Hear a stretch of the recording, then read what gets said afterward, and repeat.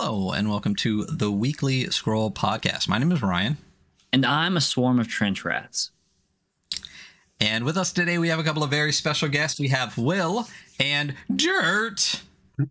Space Penguin. How are you guys doing this morning? Good. Yeah, pretty good. Yeah. You said morning and it just completely threw me. I was like, wait, no, it's not. Oh, yeah. Yeah, it's morning across the here, pond so. over there. Yeah. I was like, my day is It's been quite a while since you've been on, Will. We've been on twice? Have you been on twice before this? I think so.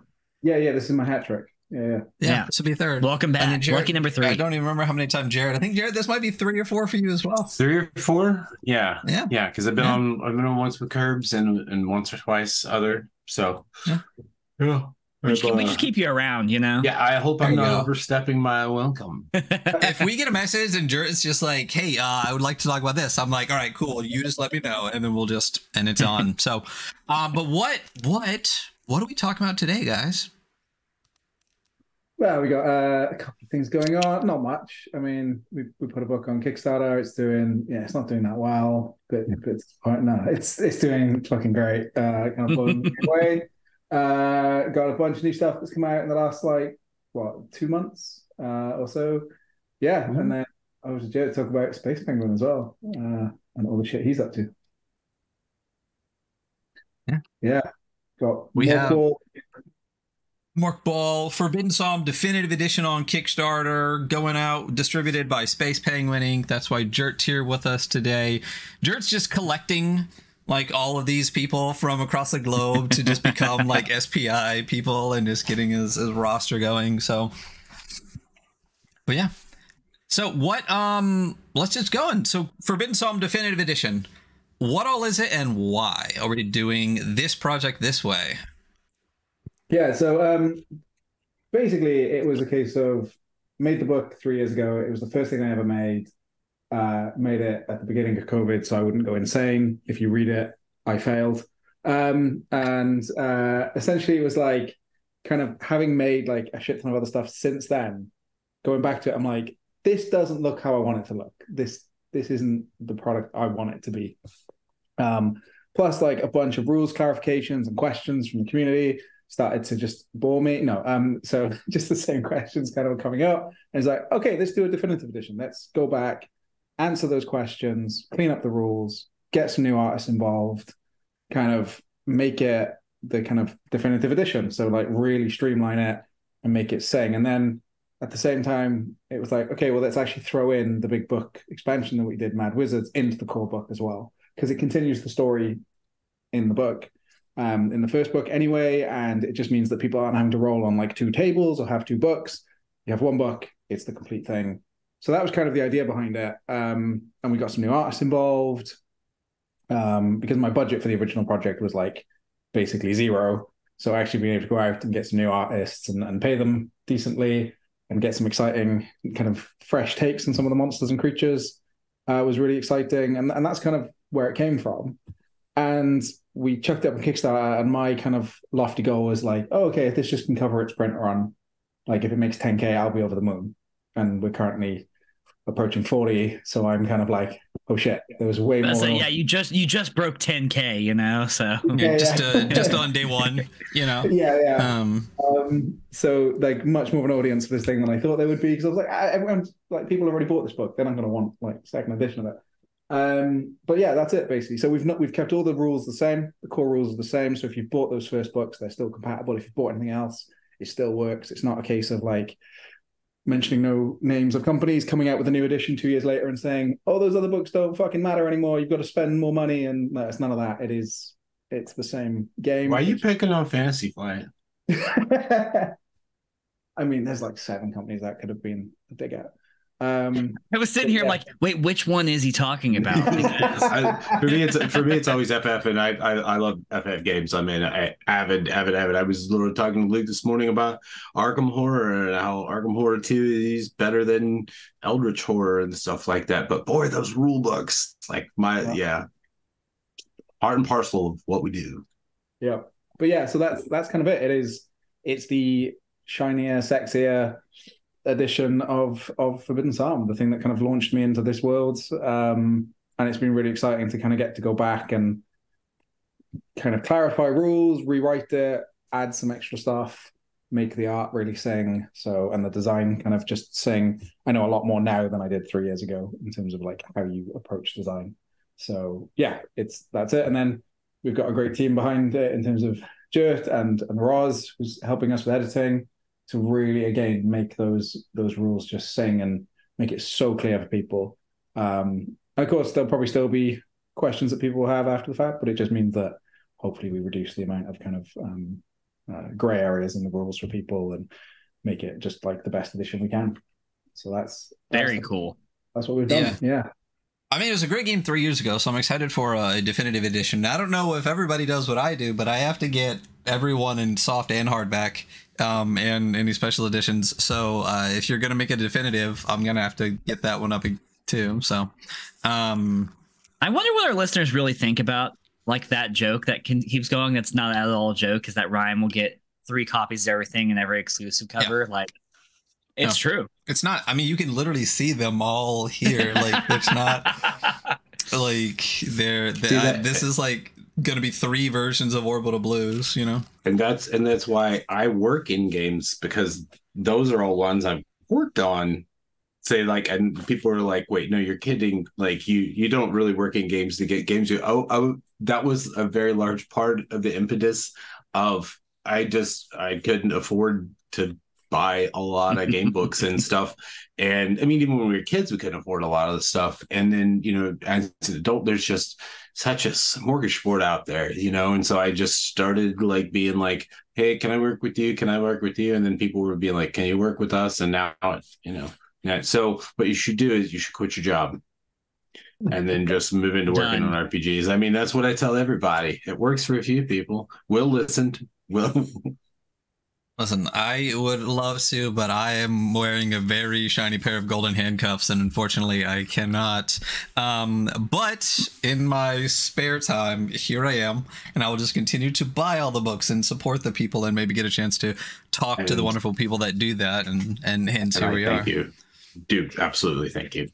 So before we got, on live, you guys were mentioning some like quality of life improvements to Forbidden Psalms. Could you speak about that and tell me what were these quality of life improvements? Sure. I'll this is where I get to chat because and I have the doc open.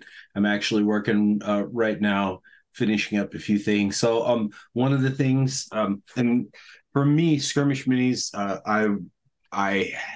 so there's a game we have called Dogstorm, the Hobonomicon crew, and some folks, listeners, have possibly played this at conventions after hours.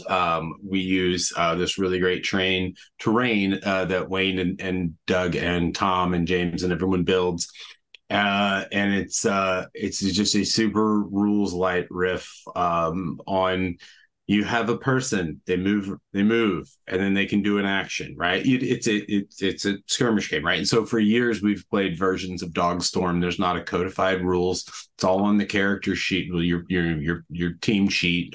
And then a few years back, met Will, started working on FP stuff, and I've learned a lot about skirmish books and rule books, and that hybridization between an RPG book, which is very much closer to a book versus a board game rules book, because there's it has more room for more edge cases, but also in a rules book, in a skirmish game, you don't want to put every single edge case in there, although we get if something pops up several times. So a lot of that is it's other like dungeon. It's treating each scenario like a dungeon essentially, and so making sure stuff like page references. The first time a monster appears and is mentioned in the setup and treasure section, here's a page reference. Boom, you can go right to there.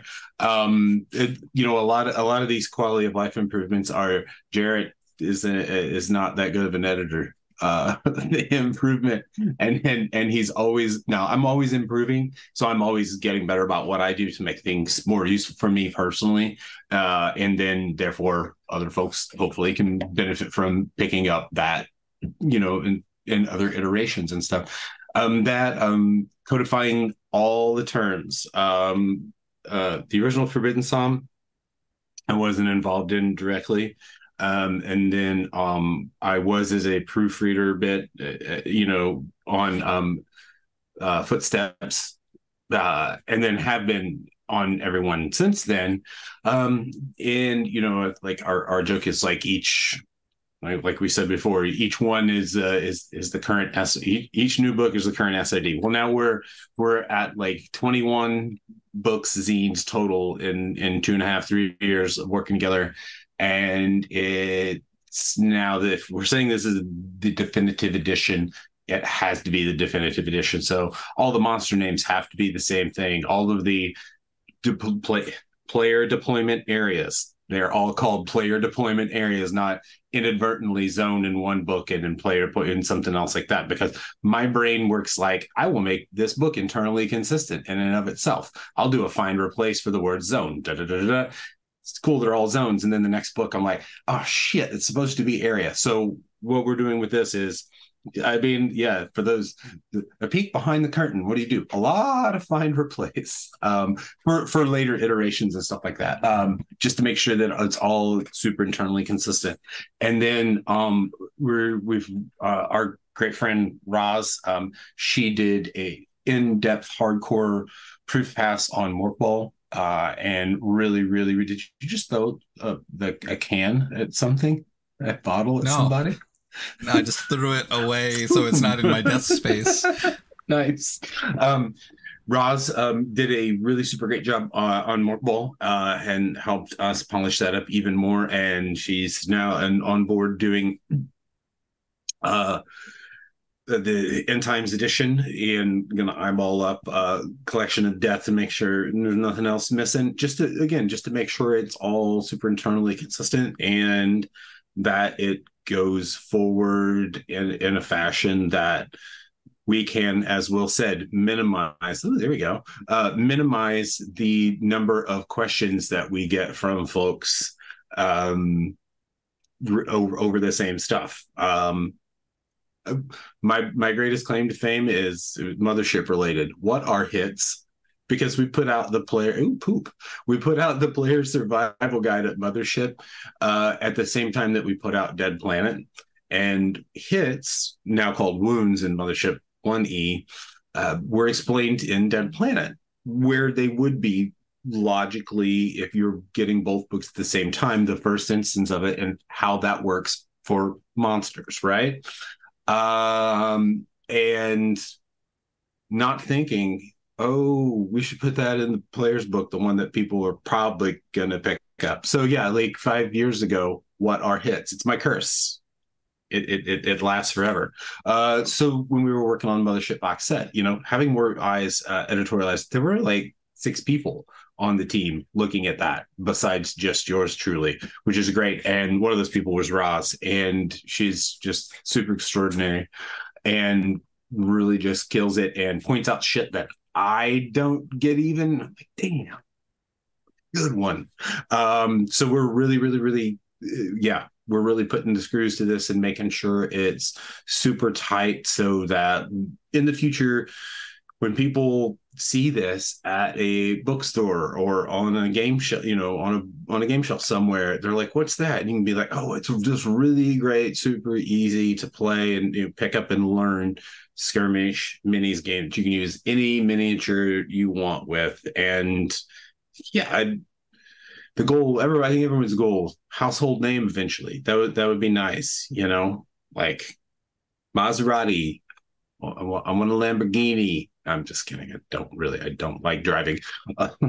Anyway, I'll shut up now. That's my take on quality of life. It's also bringing in, like, with each book, kind of learn how to communicate rules, how to just provide players with more information, and kind of wrapping it back around. So like I think it was Kill Sample Process was the one where we first introduced like a flow chart of enemy behavior AI.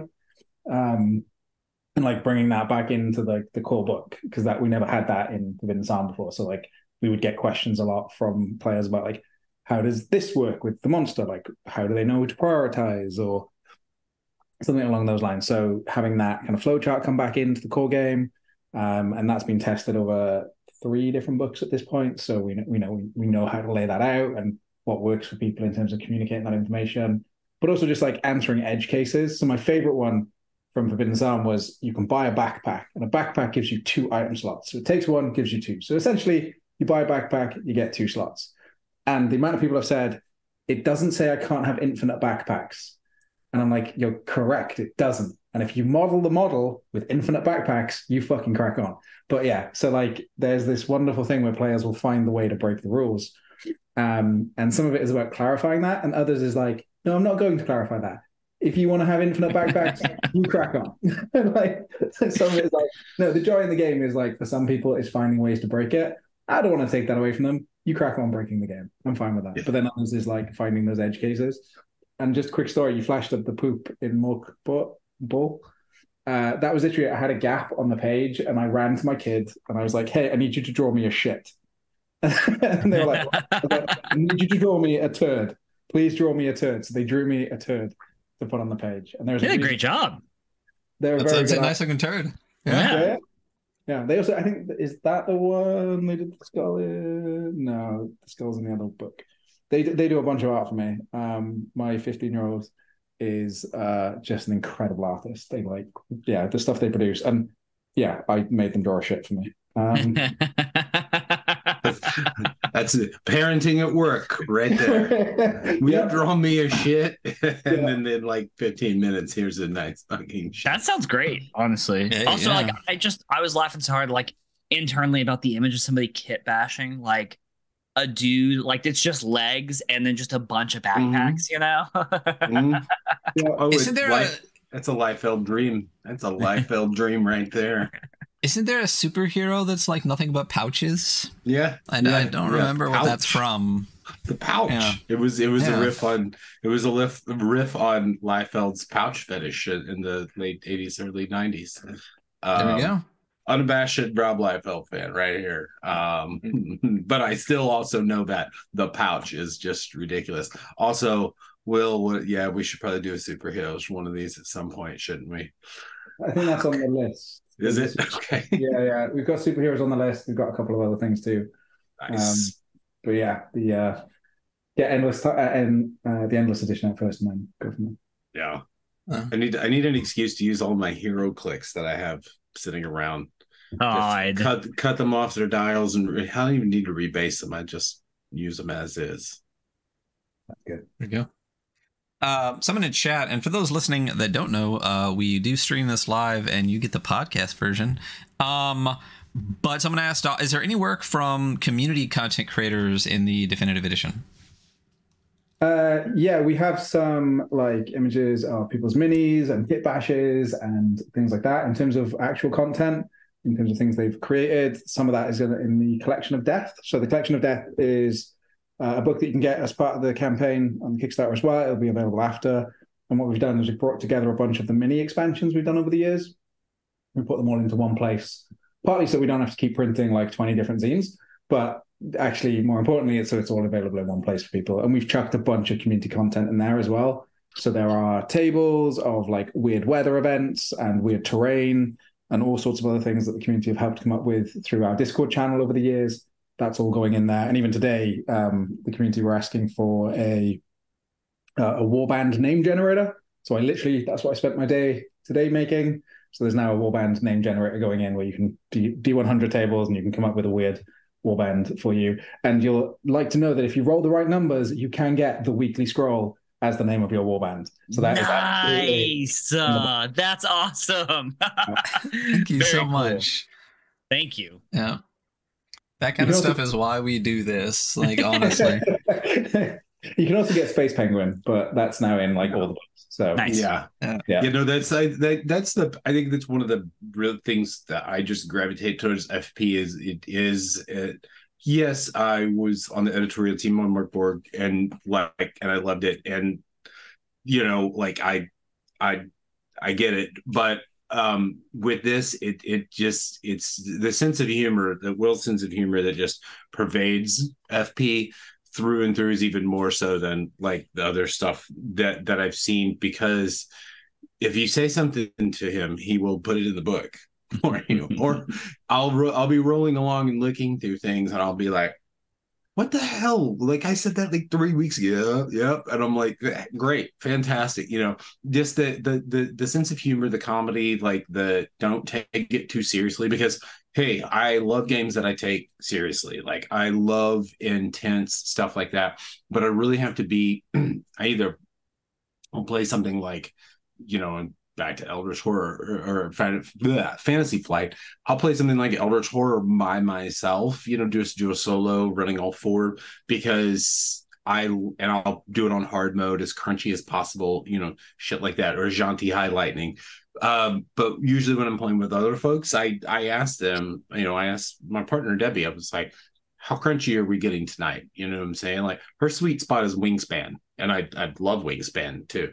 But her sweet spot is Wingspan, as far as like, she really likes engine builders, right? Me, I want Cave Evil.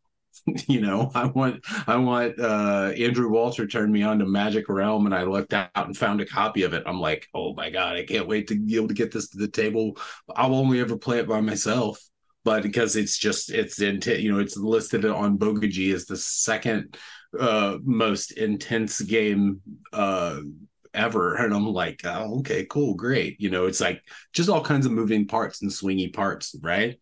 But I think with this is, you can get super grotty with FP, and then you can not get super grotty. Like, you can add in all the chunky extra optional rules, or you can just be, if you're introducing someone to it, or if you just want to do a casual one, or just want to try out one of the new scenarios, one of the zines, you can just be like, oh yeah, no, it's totally cool, it's nonsensical. You can do that. Like the new one, Cloth Goblins, dun, dun, dun, coming out next week. This is like this is the first one we've done that's been, aside from Mörk Borg, that's like standalone, that has like most of the basic rules in here. Yeah. It's a zine kind of size. It's quite small, but it's got the core rules in, stripped back. So it's like an even more stripped back version of the game. So that if you want to play like with younger kids, or even just like you want to play the game and not have to worry about like 16 different conditions that you guys can get, it's the kind of version for that. It came from a collaboration between myself and Statuesque Miniatures, who make these incredibly cute goblin minis. I've got some on my desk. They're really good. They're so good. Yeah. They're so cute. And essentially that book is, you are playing as the goblins. You get 10 goblins. When the goblins are dead, they're dead. And you're trying to like make a little fort and survive the night against like wolves and like forest critters and stuff. So it's quite a stripped back version of the game, but it's quite fun and cute. And me and my kids were all gonna like paint up a couple of the goblins each, and each person will control like the goblins, and that's how we're gonna play it. Yeah, and kind of picking up on the humor and stuff. It basically, stuff goes in my books if it makes me laugh, and that's like, there are so many rules in the book where I was just like, yeah, that's funny to me, so it's going in, and I'm like, I'm glad other people think so, because like if it was just me, I would be cool with that. It's good that other people get it. And like Mörk Borg is, I think, the one that surprised me the most that people like backed and got into, because that is literally the dumbest thing I've ever written. It's so unbelievably stupid. It says the dumbest sports ball you can play. And I still get people asking me like, how balanced is this game? I'm like, sorry, what's balance? I wasn't really a concern. I made a real dumb game, and it's playable as a game. I made sure it's fun. playable. Yeah, but that's about where it gets to. Hey, that's what's important. So 3 things real quick. 1, giveaway going on right now in chat. I threw it up there, but for anyone listening right now, if you're actually here in chat, if you do !forbid, that will enter you for a big fat stack of Forbidden Psalm giveaway. What are we giving away? Man, am I Roddy? That's great. I love Roddy. A copy of Dreadnoughts Red, the hardcover. A copy of Mörk Borg, a copy of a Dead Festival 3, which we released last month. That has some Halloween inspired scenarios, and for the mostly focused on the last war, but you can use them between all of the systems. I mean, all of the games. It all works off the same chassis. And then a copy of the brand new Cloth Goblins and stick in there too. So, yeah, massive giveaway. I'm extremely jealous of whoever wins. So yes, you get enter Hunter just in case. But no, I'm a host. Also, am I entering the giveaway? Who cares? Who cares? I have all of that anyway. But chat also, please remind me, all of us, because many of us here have ADHD. I've already forgotten about the giveaway. So if we start to wrap up and we have not actually done the giveaway, can someone in chat, probably Ozo, could you say, hey, don't forget the giveaway? And we will do that for you. The second thing, how about 𝗙𝗡𝗏𝗏 reprint? Man, okay, so like yeah, I know. I've wanted it for a while. I have War Cults and I love War Cults. I've played a few campaigns of that and it's great. I played one game of 𝗙𝗡𝗏𝗏 years ago, but didn't own it. And then I absolutely love Rocky Mountain Man. I think it's great, and I absolutely love the House on the Borderland. I think when that one popped out in Lurker magazine, I was just like, oh yeah. That day I was working at the bar at my last bar job, or a couple bar jobs ago. I sat there at the end of the bar. It was a day shift, and I cut all the pieces for House on the Borderland out and played it right away. People were like, what are you doing? I was like, I'm playing a really great game. You want to play? And I had like a couple of random people like played like turns with me, like they killed the Recluse, and I was like, well, you kind of don't want to kill the main character, but that's okay. Yeah, no, I'm stoked for the 𝗙𝗏𝗏 reprint, and I'm really enjoying the way that EOE is doing that, like with essentially the buy starter model of, hey, we can get to 500 copies. We're gonna print this. And it's great because it's excuse me, because they're rolling it for a couple of months. So like I'm definitely gonna nab myself a copy. Closer to the holidays, my holiday gift to myself. So I was actually lamenting earlier today. I have a bunch of board games I am not playing right now, so maybe I need to get rid of some board games that I'm not playing before I purchase a new one. That's kind of okay. Yeah. Let me know.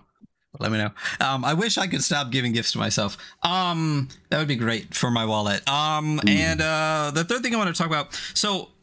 Love Mörk Borg. Absolutely love Mörk Borg. It became like a I think there's almost, to a lesser extent, in my opinion, there is like before Apocalypse World and after Apocalypse World and like a blip in TTRPG. And quite honestly, I think there's like a before Mörk Borg and an after Mörk Borg, especially in just the amount of stuff and the variety of people that kind of got into the scene and into creating stuff because of Mörk Borg. Here's the thing though, and I will say this. Mörk Borg has a very specific tone that I think everybody loves. The like kind of gonzo, weird, funny but gross kind of thing. Some people really hit that tone on the head. A lot of people really miss it. And one of the things I really love about Forbidden Psalm is I think it like directly hits it right on the head every single time. Like when the first Forbidden Psalm came out, and we talked about it on the show. Like that was one of the big takeaways I had. It was like, this is clearly distinctly its own thing, but is such a good game for those that really love Mörk Borg and love that kind of like weird, gross gonzo-ness because of how well it maintains that specific tone. And was that when you first made Forbidden Psalm, was that something that you really strove for, or is that just you and you just happen to have like a very similar kind of tone to Mörk Borg? Yeah, when Mörk Borg came out, I think probably about 12, 13 different people sent it to me and was like, this is your book. You need to own this book. So I definitely think it's like a tone that just is part of who I am and the stuff I create. But it was definitely like, okay, I want to try and, do a good job of creating a book that emulates what Mörk Borg is, but in a miniatures game. And then when I've gone and done other books like Last War, Red Knights, those, emanate a very different theme and approach. And they still have that humor and that silliness because that's just kind of who I am. I'm a very, very silly person. But they still want to pull from a different theme. So Red Knights is obviously very Edgar Allan Poe influenced and kind of that kind of more gothic horror, a little bit of hammer horror thrown in. And Last War is a lot more somber in a way, but it still has that kind of gross but also funny and also not too serious type of thing. And some of it just stems from the fact that when I play games, I play them to have fun, and I play them to have narrative, and I play them for that element. I don't want to take it too seriously. So people that take miniatures gaming and the stories behind them so seriously, it just isn't who I am. And I always bounce off of games that are too serious in a way because of that. So yeah, I think it's a bit of mix of like trying to emulate what was there, but also definitely kind of who I am and kind of the stories I tell and the games I play. And when I run role play games for people, it's the same thing. I'm a forever GM. My games are quite silly. Yeah, the games I run are very, very silly. And I think it's also just like ingrained into being British. There's like a very Britishness to that kind of humor that kind of comes across. Our approach to most things is to take it with quite a lot of like cynicism and sarcasm, and I think that kind of comes across as well.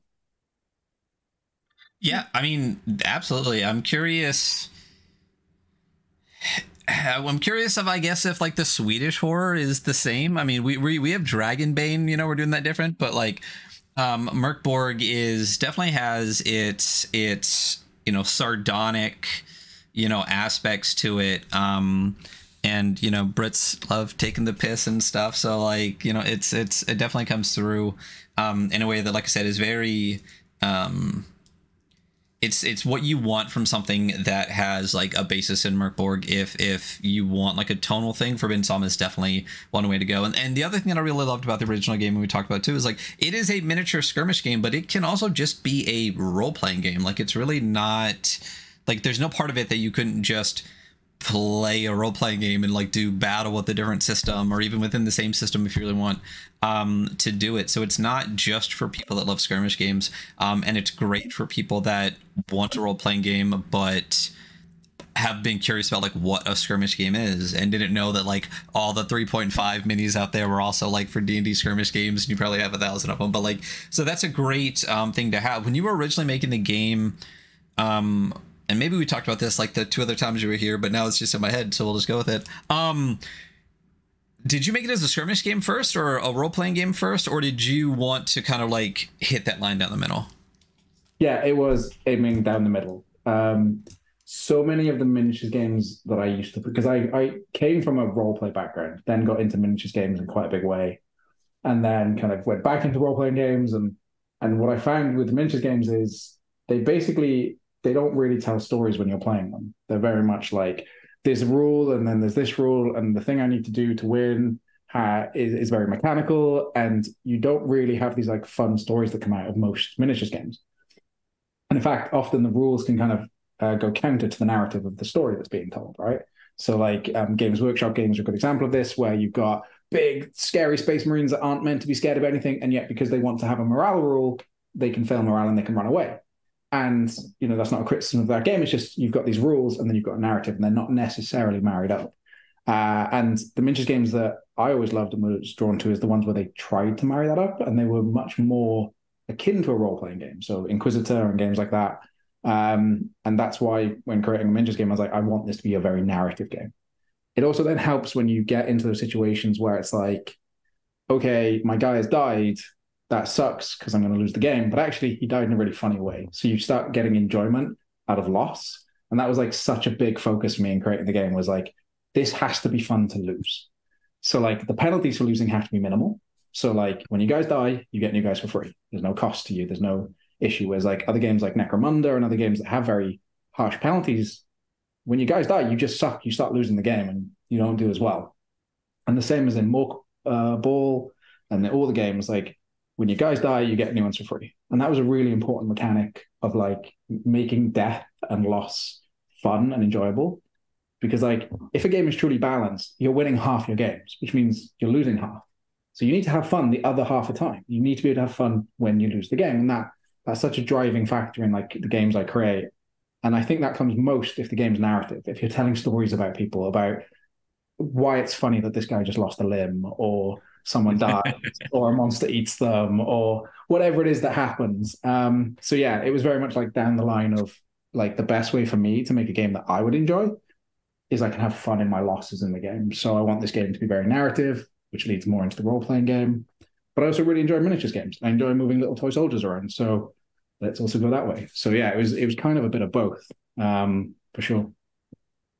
And then as far as Forbidden Psalm and Space Penguin, how did that like become a thing, you know?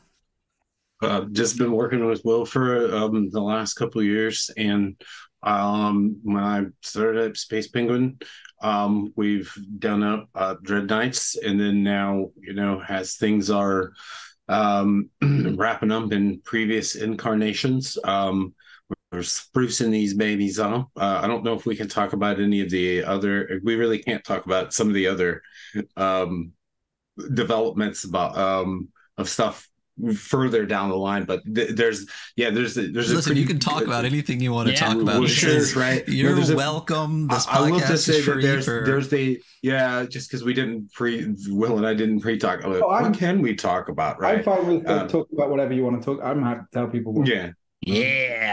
We've just got there's a cleaned up, spruced up, compiled version of The Last War in the works with that is going to come out in a fancy way with a deal with another company. I don't know if we're going to say the company name. We haven't. That one we haven't cleared, but we can say we're hoping it's going to come out with miniatures. So that's Ooh, really? Yeah. So we should have more on that literally in the next couple of weeks. We're trying to get it out for Christmas, but we'll see if we can hit that. Oh, dude, I love The Last War. It's right here. You know, I'm like, dig that. We're definitely working on that. So there's a cleaned up version of Last War coming out, Stuart was saying. But just to kind of go back to how we ended up working together, essentially met through doing this. Like Jarrett was the person I first spoke to when Forbidden Psalm first came out. And he's been like my biggest cheerleader through that entire process. He's been amazing to work with. So we just became really good friends. So when he was setting up Space Penguin, it was like, well, this is no fucking brainer. Like, you understand how I create, what I create, and what I'm trying to say in things I make.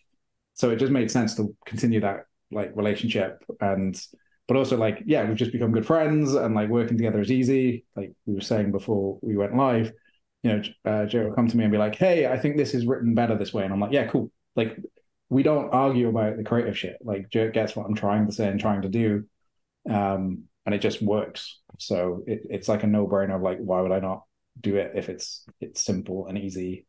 And like a lot of the time, we have very similar opinions on how we want to approach shit. So yeah.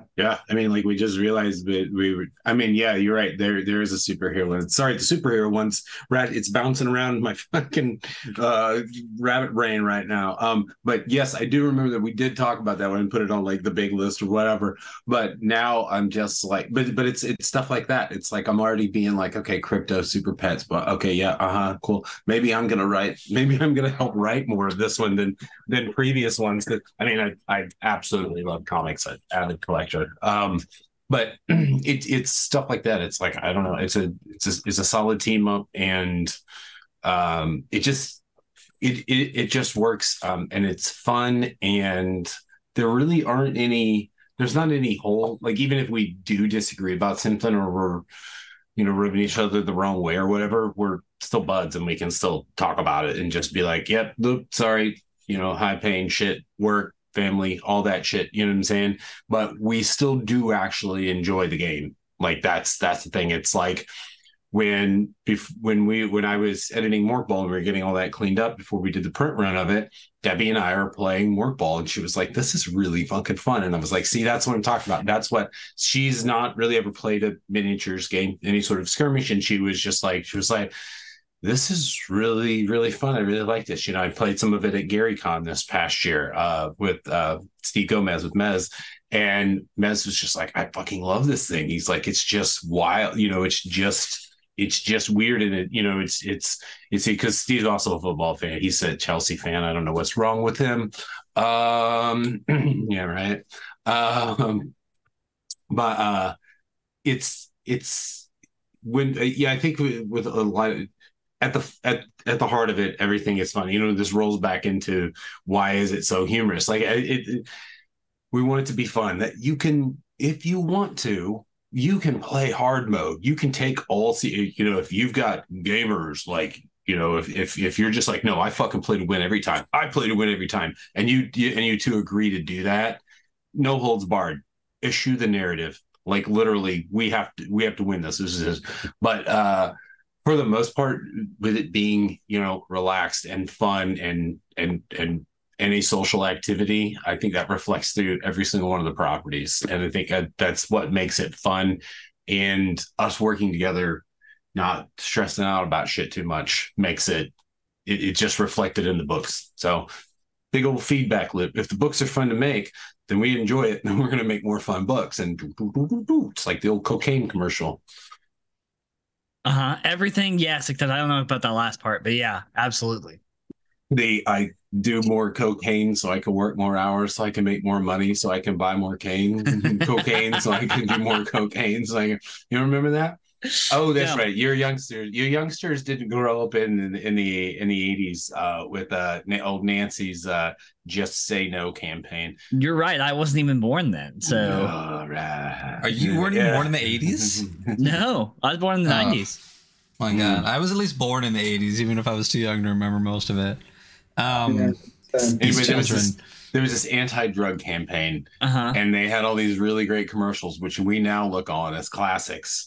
And we were just like, oh no, that's totally why I fucking did that drug. I didn't know what fucking pot was. I literally didn't know what pot was until I saw I learned it by watching you, all right, commercial. And the dad in the I learned it by watching you, all right, commercial looked like my biological father. And I was just like, and years later, someone's like pot. And I was like, oh, this is that stuff that was in that. Yeah, I'll try some. That's what's great is the DARE program has been proven to increase drug use anytime it's been instituted. Statistically, like, there's more drug use by children because of the DARE program. But who is going to be the politician that ends the DARE program? Because clearly the optics are more important than the statistics. This is why we have the prison industrial complex. But anyway, this is a great Forbidden Psalms episode, y'all. We're all doing really well staying on topic. Really is. Hey, listen, I think we are actually doing pretty well. We are actually doing okay. 60% is Forbidden Psalm, and I'm happy with that. So someone else in chat, there was another question I wanted to get to. Was there any thought of doing cards like omens, beasts, or character pads? Because I know with some of the other ones, not the first book, there were cards, especially like Last War and things. Any thoughts about releasing anything with that? Because that's not on the Kickstarter as far as I can tell.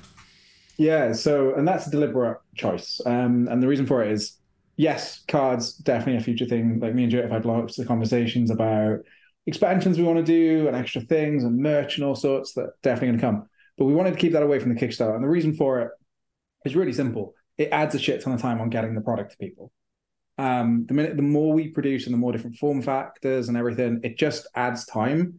And I'm very much like, hey, when you back a Kickstarter, you can wait a year, 2 years, and I don't want to do that. I like getting stuff out to people within a couple of months. Hence why, the PDFs of everything on the Kickstarter, we're hoping to have ready before the end of the year. And then we want to get the books in print right at the beginning of the year and actually get product to people kind of within the first kind of quarter of the year as well. So that's the main reason it's not that. We'd like to do it as a later date for those that really want it, but we don't want to hold up the whole product line in Kickstarter for people that don't give a shit about cards by producing cards. So that's the main reason.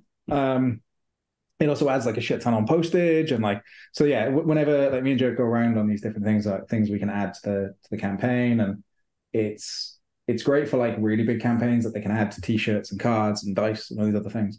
But when you're kind of running a campaign at the size we are, which is still great, like no criticism at all, like I love how much support we've had, it does mean that like some of those things we have to think about, like how does that impact on us getting stuff to people?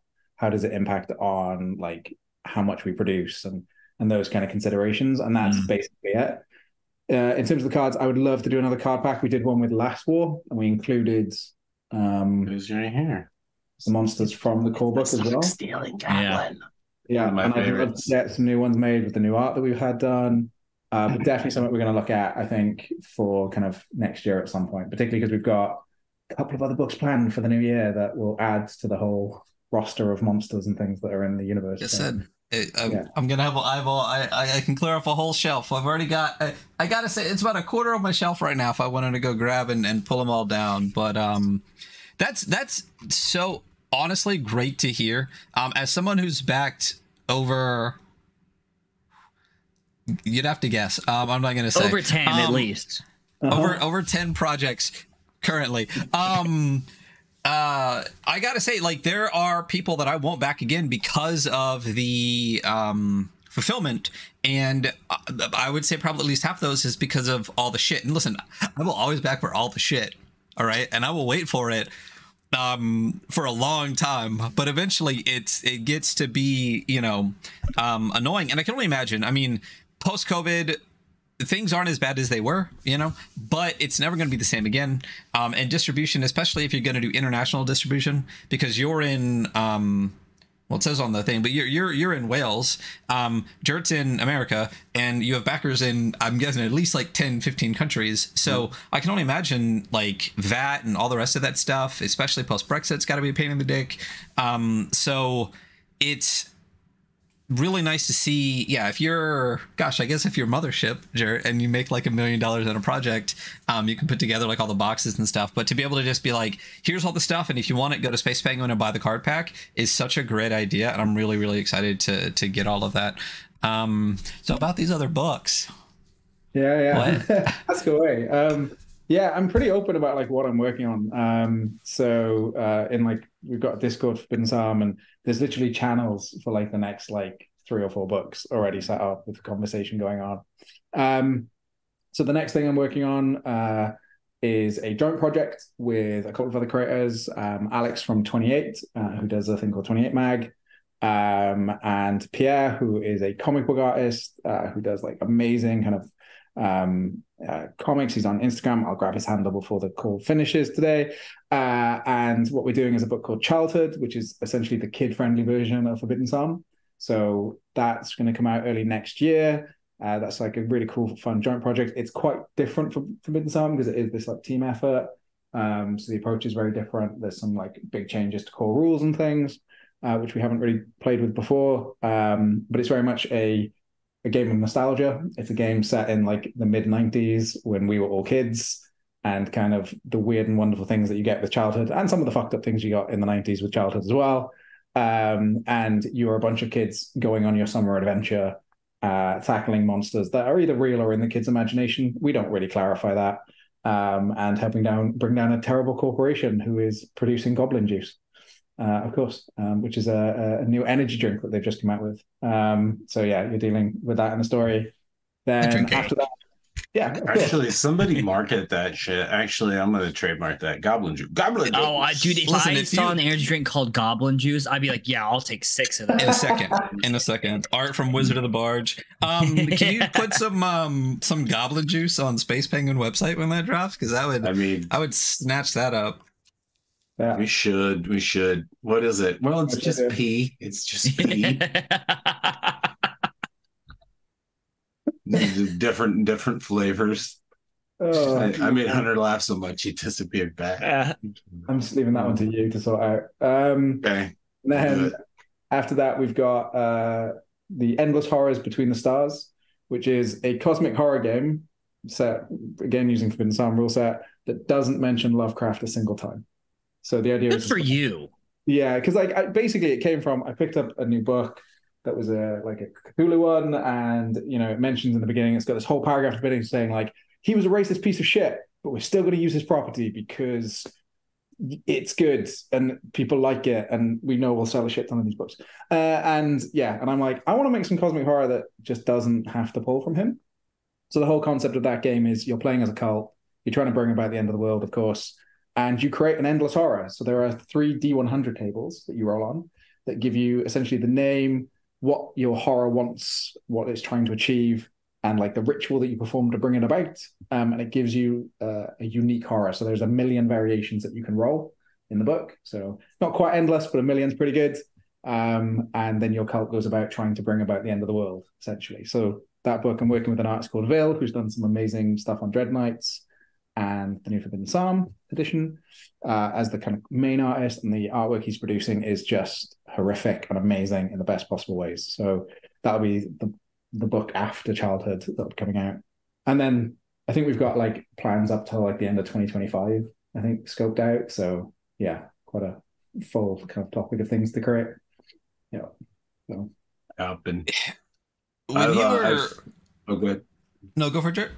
I was to say, and I put a challenge on Will for a new release, a monthly next year, and so we got the first quarter, January, February, March, like some sort of winter theme. These are for zines. So January there'll be wintry type theme. February will be some sort of like love theme, whatever, and then March. What did we say for March the other day? I think I pinned it in one of our convos. Yeah. We've got a list of things I'm working on. Right. So from January onwards, I go part-time on the day job. So up until now, I've had a full-time job as well as doing this. Congratulations. Yeah, it's quite exciting. It's the first time in 18 years I haven't worked full-time, so I'm quite looking forward to like not working for a bit and just creating shit instead, which I'm very excited about. So yeah, we're going to do monthly zines, which will be like the 𝗘𝗡𝗏 size, so kind of smaller books that are just more fun little things throughout the year, as well as these big projects going on in the background as well. So yeah, a lot coming in the world of Forbidden Psalm, and it's kind of that thing of, we're creating a lot of stuff and people have said, like, do you worry about oversaturating? It's like, no, it's very much like whatever theme that resonates with you, you can pick up that one. And it's a complete game. You don't need to buy everything.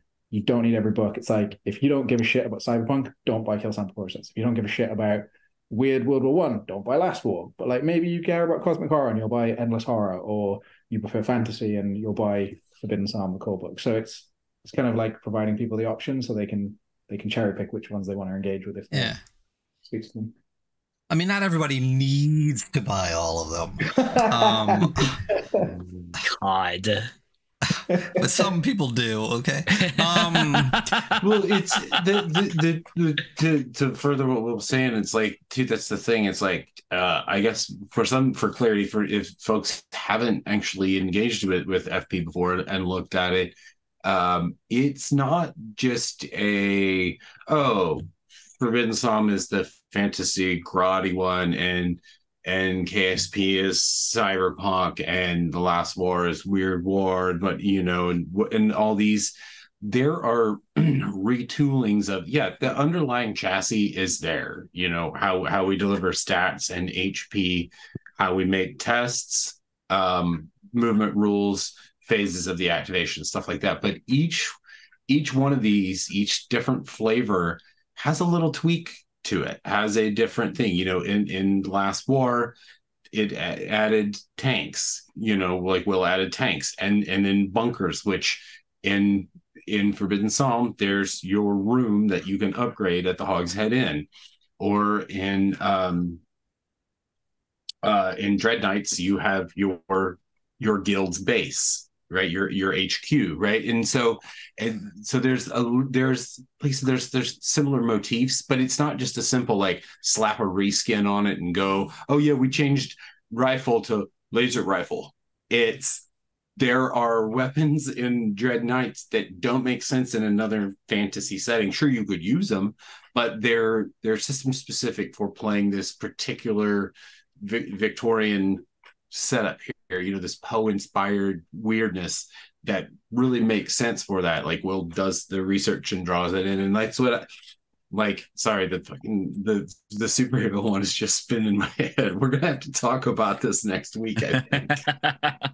Damn it. So, like, just a good example of that is so one of the feature books that I'm working on, because I work on like 4 at the same time because I have ADHD. And one of the ones I'm working on is like a zombies book, right? Because everyone does zombies.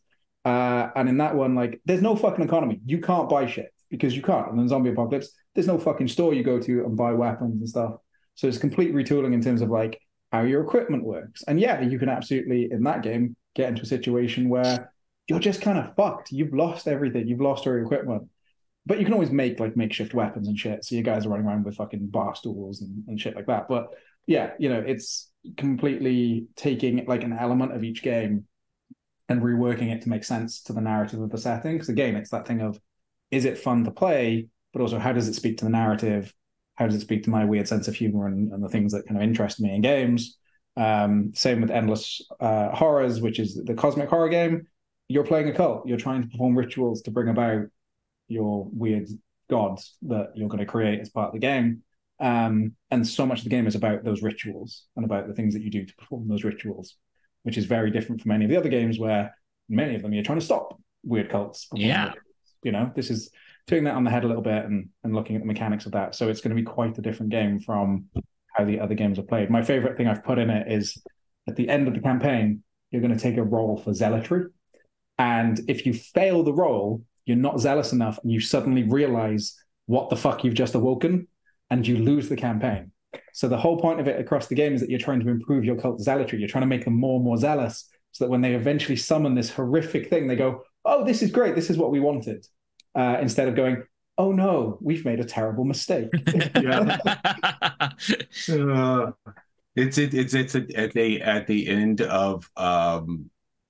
at the end of Moore's Neonomicon when it just pans out and Jason Burroughs like pencils it just like doop doop doop, and you see, and you're just like, oh shit, you don't even see Cthulhu, you don't even see this monstrosity or whatever it is. You just see this city and you realize where they're at, and it's literally like, oh man, we really shouldn't have done that. Like we really, oh no, that's bad. No, that's not a good idea at all. I can't wait.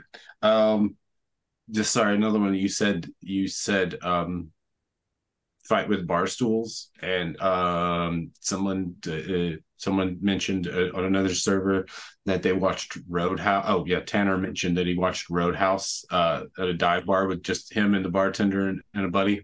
And they watched Roadhouse, and so the idea popped in my head. Swayze series. We do a series of Forbidden Psalm zines, the Swayze series, and it's just Patrick Swayze movies.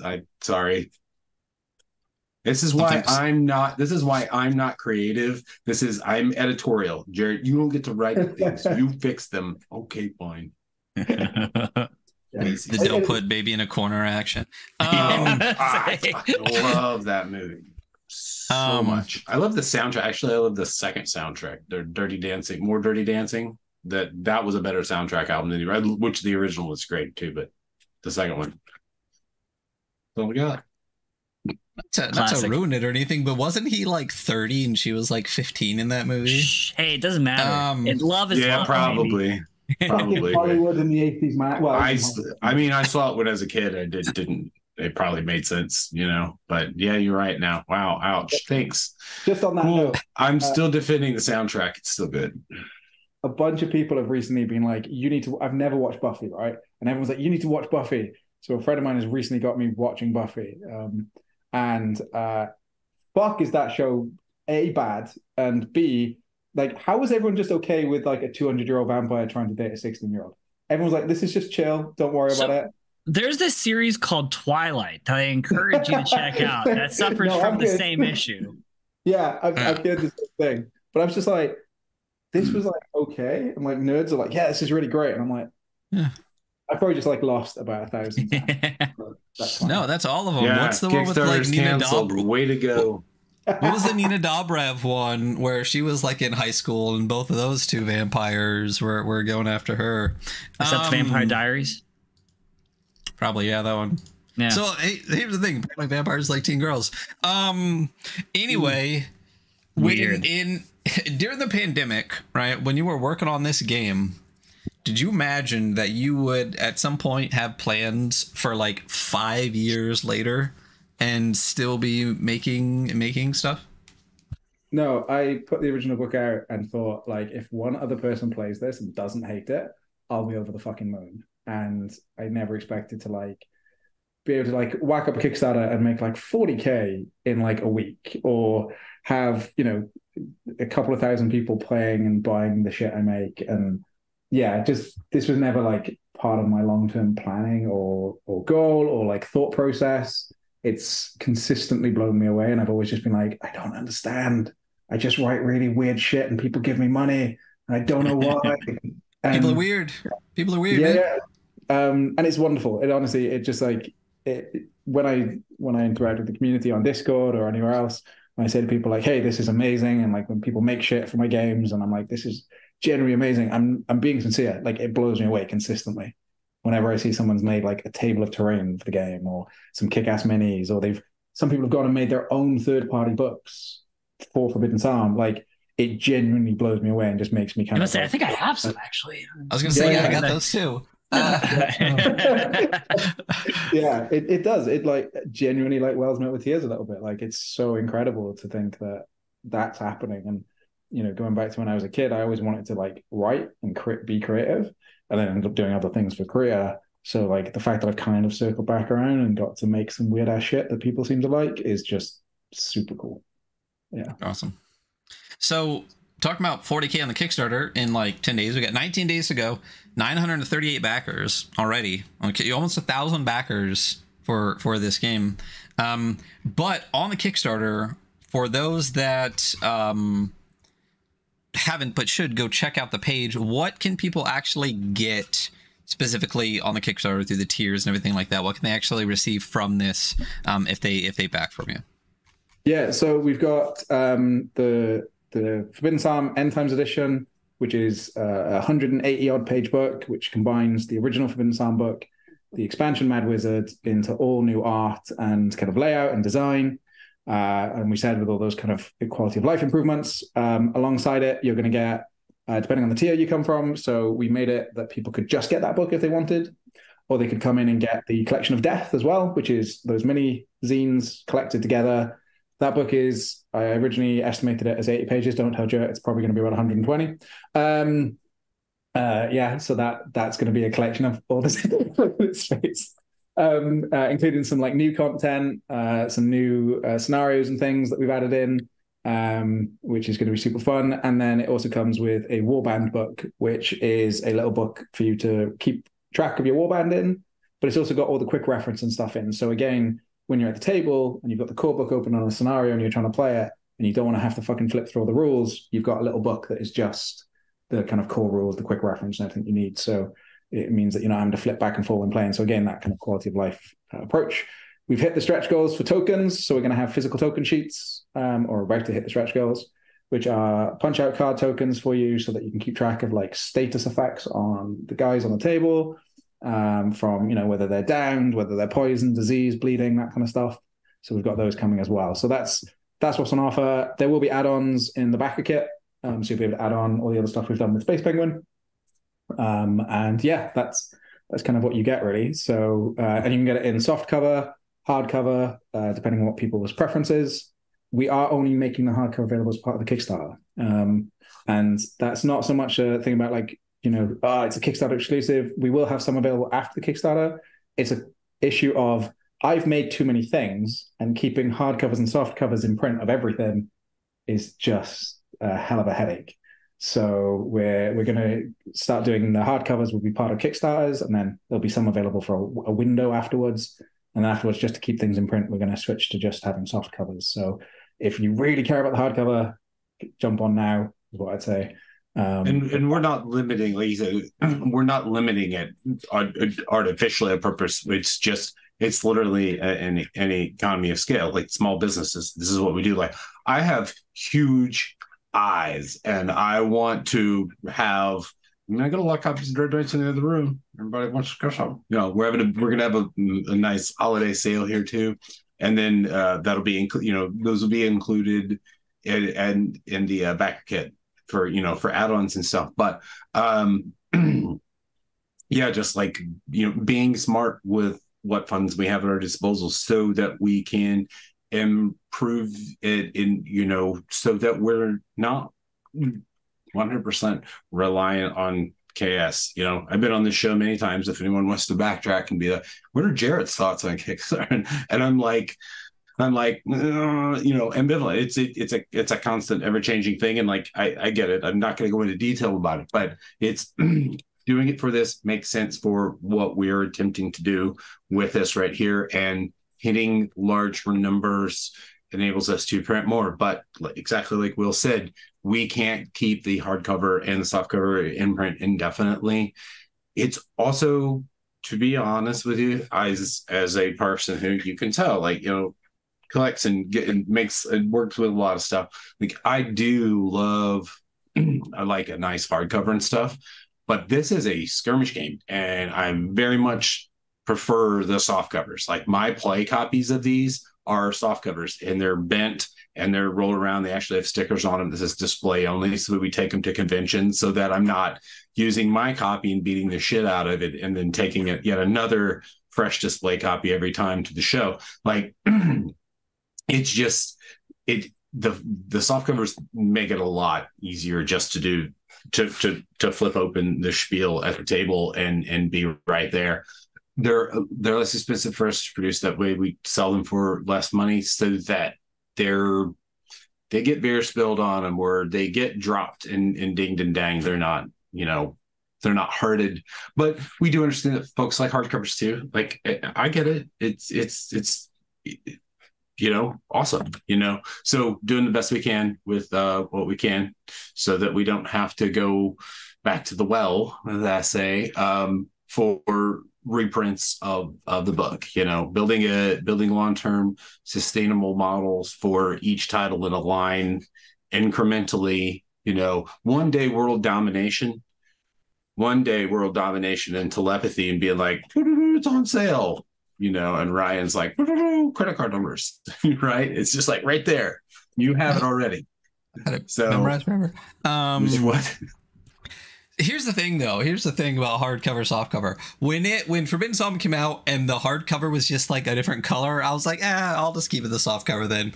But as soon as, what was the first one that did it? Was it Last War was the first one that dropped with a different cover? I was like, well, fuck, now I have to go back and get all the hardcovers too. So yeah. If it's the same cover, just one hard and one soft, you know, I'm going to get both at this point now anyway, but before I would have just got the soft. But if you're making two different covers too, I mean, the completionist in me, as soon as I find a game I really like or a creator who I really like, I'm getting all their shit. I don't care. It doesn't matter. And it's great that for Will, that's both. I love Will and I love Forbidden Psalms. So now it doesn't matter what you put out. I'm buying it. So, you know, that's just me and how I do things. I will say, I will never beat up one of my books, and if I happen to need to, I'll just buy a second one. And anybody that makes a game that's like right in the book and tear a page out, I'm like, fuck, I have to buy two, because I'm not doing that. Right in your books. Right in your books. Right in your books. Or punch. You're talking about like punch cards. I'm like, well, now I have to get two, because I will never punch. None of these. Sheets? Mouse Classic. Ritter, never gonna pop those out. I will print sheets and cut them up and use them. I'm never punching the cards. I just can't.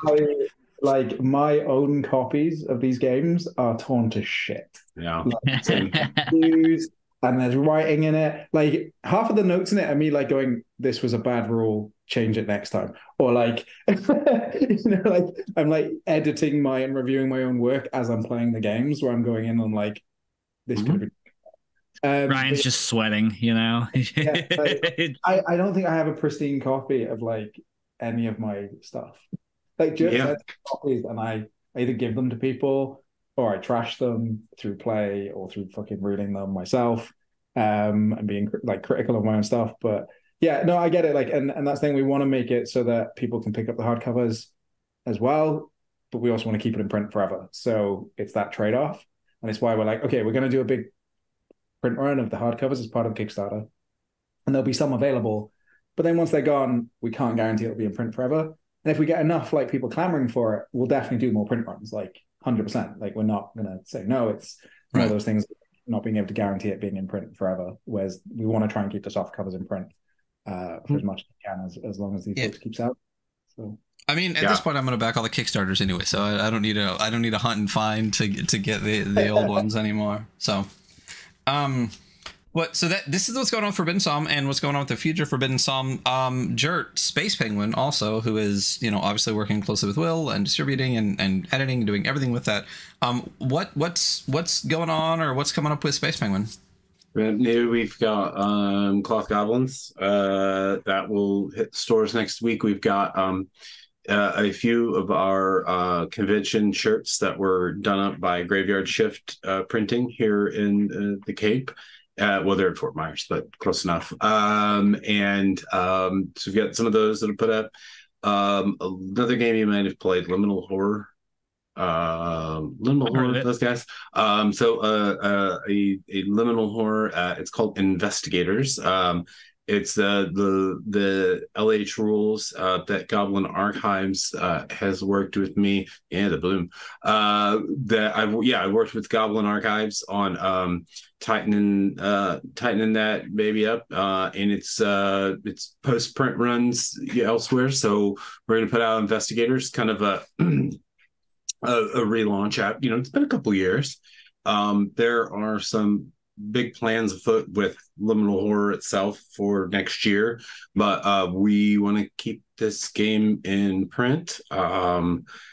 It's I don't want to dox people, but a celebrity, and I'm almost positive it's the actual celebrity, put in an order with our stuff the other day, like for stuff, and then they bought the bloom, and I was just like, that makes sense why that person would totally buy that. The reason I think it's a celebrity is they had a New York billing address and an LA delivery address. I was like, it's got to be this person. It's got to be. It was really great. Heard it here. Tom Cruise.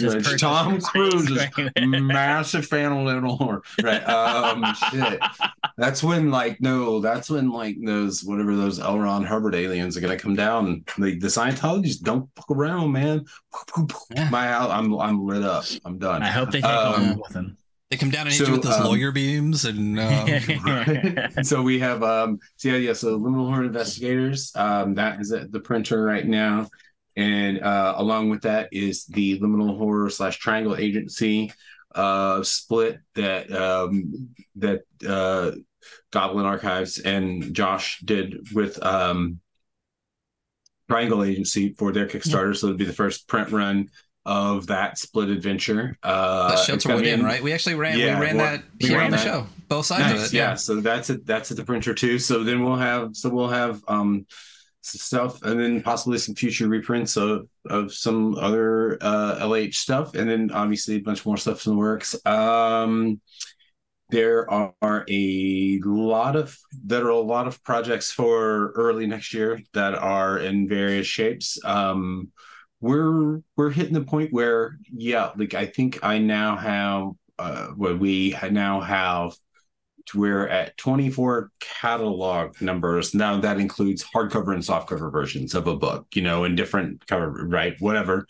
But SKU wise, we're going to have 18 SKUs by the end of the year, which my goal was 24. But considering we started a quarter later than we wanted to as far as getting stuff out there, that's about where we're at. So having a couple of new releases a month to do that, because we're not so much a storefront as we are publisher. You know what I'm saying? We're not crossing the streams like that. This is just the direction we wanted to go. So along with that, like I said, there's sort of other stuff coming in next year. I can just ramble off a bunch of titles. Primer. Hang on. I start doing it and then I don't. Base Camp. Cairn 2E next year. Apotheca. I said Investigators. Resonant. Survivors of the Core Wars. I don't even tell what these systems are. You can figure out what the systems are for. Actually arriving in the mail hopefully next week from hand printed and hand sewn by LFOSR is Logan Dean's Psychers. That's coming soon. Logan Dean, Reaper the Company. We're gonna see how I've got 1, 2, 3, 4, 5, 6. I've got 7 Logan Dean project floats right here. And one of them, there's a bunch more. And yes, a reprint of the company is in the works. At the Mutants of Madness, Cobra Express, Profane City of the Underelves. Oh shit, y'all are in for a fucking treat on that one. Of course, all the Forbidden Psalm stuffs. Wasted. Working with Geo for Brave Zenith for a revamp and a refresh of that one. We're getting some new art and doing that. Boars, of course, my long-awaited, anticipated by me mostly, board games, Kill the Wizard and Debbie's Penguin Adventures. There's also one that's just titled Magic Hex Maze Board Game. It doesn't have an actual title yet, but Magic Hex Maze. Think about it. Fear City, Desert of the Great Mosaic, Comprehensive Care Center in the Mountains, Skeletons. There's a lot of stuff. When I started this last year, I sent out a bunch of feelers with a bunch of folks I work with, collaborated regularly, and we had a bunch of post-it notes on the wall, and then we winded some of those down. Some are in permanent cold storage, some are moved up and rearranged, but it's being flexible and being agile and knowing what works and figuring out in this first year how our partnerships work and how that's going to all go. Learning a lot of things like accounting and paying taxes and all the joy that comes with small business ownership, all that stuff. I wouldn't do things if they weren't challenging, So when a game, especially video games, starts to become not challenging, that's when I'm like, cool, save file, bye, I'm good, Or in the case of like some games like Nier Automata, when I can't do that double jump, flip, kick shit, and then I just can't fucking do it. That's when that game gets sold and moved on, When a situation is not challenging, that's when I get bored and don't want to do it. So this has been a big challenge, and we're feeling pretty good about it overall, So a lot of cool, neat stuff working out. Just more and more and more and more and more. Oh yeah, I get to play in childhood with those guys. Oh, a couple more good names. Tomb City Orphans. That one's Tomb Bunnies. It's just called Bunnies. It usually. Yeah. This is a classic Jarrett segment that we should just have regularly. You just read your names off your list, and we just get to imagine. Yeah, it's like just a 10-minute soundbite. Yeah. I left a message on the board over there. I don't know if anybody can see it. If distinct viewers are zooming in, maybe they can, maybe they can't. I don't know. That used to be the board of all of the project. Now that's always transferred to software because I do that. I left a message over. Gone digital. So feels good getting there. Doing neat stuff with weird people and making cool, beautiful new shit into the world. And yes, they're books, but also they're really cool books that maybe take other people's minds off of how weird and wretched shit is. Yeah. I mean, things are pretty weird and wretched right now, so it's good to see. And we clearly are potentially getting even more than quarterly Forbidden Psalm drops, it sounds like. We're getting themed drops throughout the year, so super excited to see that. Yeah. Let's go ahead and do the giveaway real quick before I forget, because it popped up, so I'm going to say it. So I accidentally entered it, so if I win, we'll just do another one. Weekly Scroll SPI collab win. Well, we'd have to actually make a game. But we'll see. Do it. Like, that's literally what I will type at you. I'll be like, hey guys, are you doing it? Are you doing it? Are you doing it? Do it. We shall see. So why don't we go ahead? Anyone that's still listening that hasn't entered yet, if you want to get a pack of, I think it's like 5 Forbidden Psalm game, 4 or 5. 4. Go ahead and ! forbid right now. And in the next 10 seconds until I figure out how to close this. And then one lucky winner is going to get all of that. We'll see who that is. I'm already in. All right. Figured it out. That's it. You're done. Oh, I was gonna do dun dun dun dun dun dun dun. I was gonna be the sound. Dun dun dun dun dun dun dun dun dun dun dun dun. No, no. Fired. There it is. That's You had to reopen it real quick.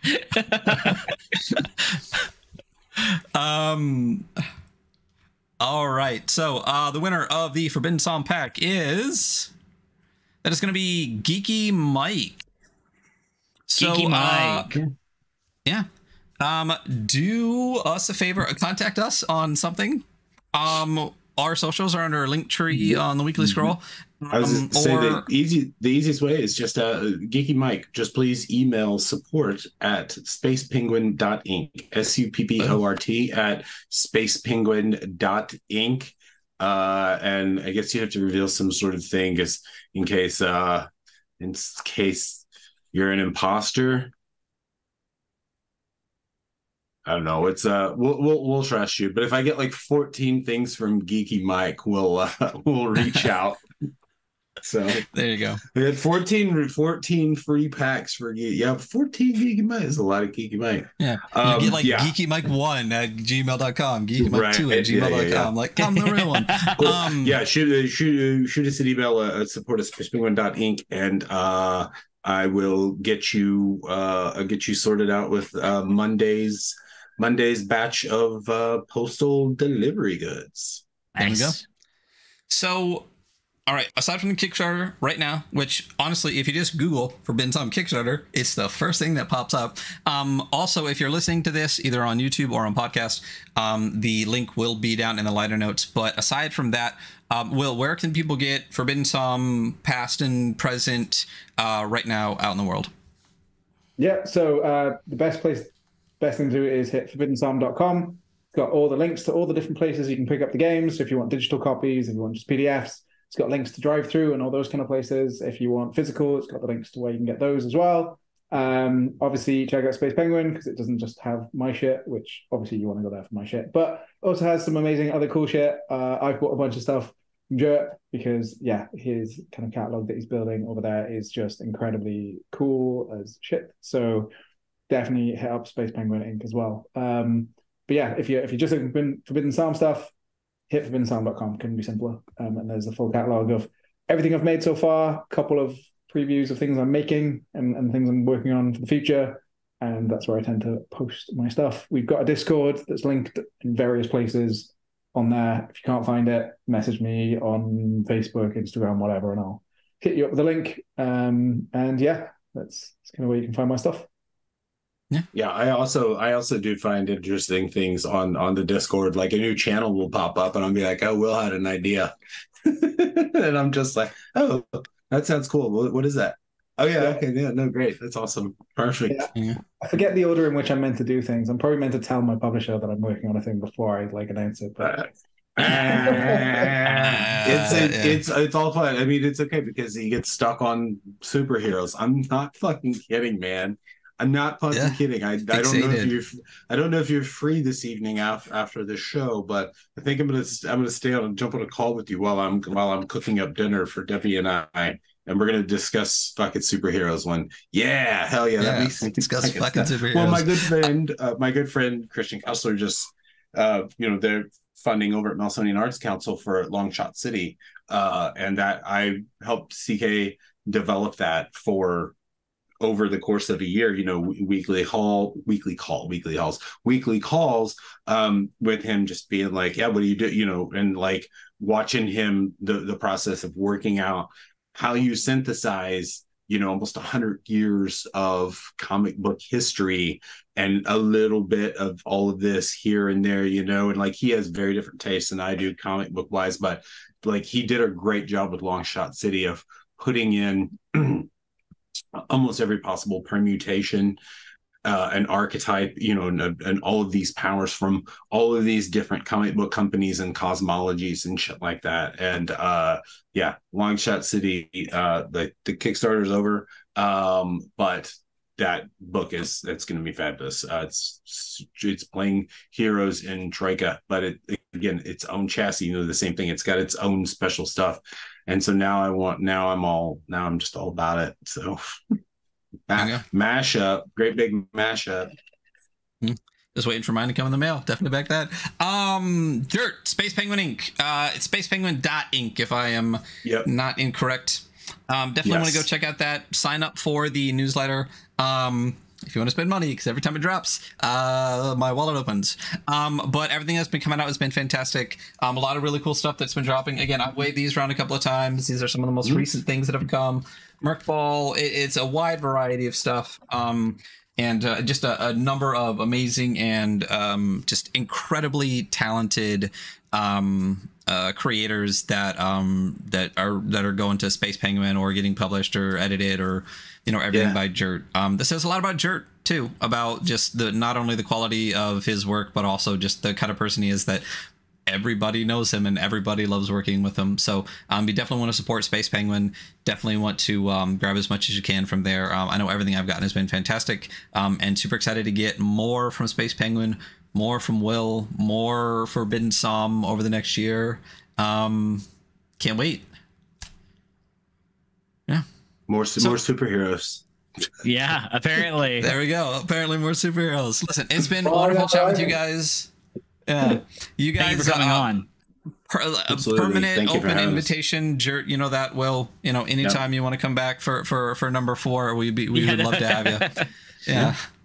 So yeah, that's it. That's our episode. Thank you everyone in chat. Geeky Mike, like you said, get a hold of Jarrett for your giveaway pack, and that'll do it for us for today. Find us at linktree/theweeklyscroll, and again, everyone else's links will be in the liner notes. Have a wonderful day, everybody. We'll talk to you later. Bye. Bye.